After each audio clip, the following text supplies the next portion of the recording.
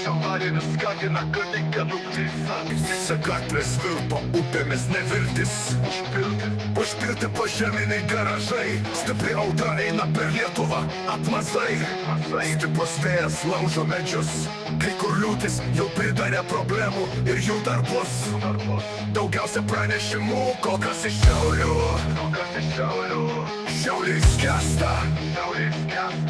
Užlieti net požeminiai garažai. Sinoptikų žadamos viltis atėjo į Šiaulių vietinį parą. Šiauliai skęsta.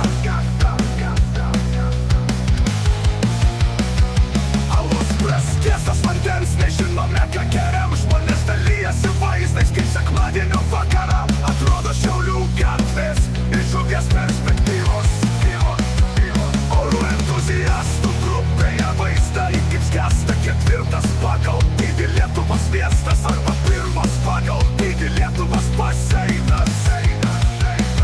Šiaurės skandina galinga liūtis, gatvės virto upėmis neviltis. Užpilti požeminiai garažai, stipri audra eina per Lietuvą atmazai. Stiprus vėjas laužo medžius, kai kur liūtis jau pridarė problemų ir jų dar bus. Daugiausia pranešimų kol kas iš Šiaulių Šiauliai skęsta. Užlieti net požeminiai garažai sinoptikų. Žadamos liūtis atėjo į Šiaulių vietinį barą. Šiauliai skęsta, alus praskiestas vandens, nežinome ką geriam. Žmonės dalyjasi vaizdais, kaip sekmadienio vakarą atrodo Šiaulių gatvės iš žuvies perspektyvos. Orų entuziastų grupėje vaizdai, kaip skęsta ketvirtas pagal dydį Lietuvos miestas arba pirmas pagal dydį Lietuvos baseinas. Šiauliai skęsta, jau tuomet mieste kai kurios gatvės buvo sunkiai išvažiuojamos dalys, automobilių nerizikavo arba neturėjo plavkių. Šiauliai skęsta, jau anksčiau sekmadienį rašė meteorologas Gytis. Daugiausia lietaus turėtų būti būtent apie Šiaulius. Sekmadienio vakarą sustiprėjo vėjas. Šiauliai skęsta.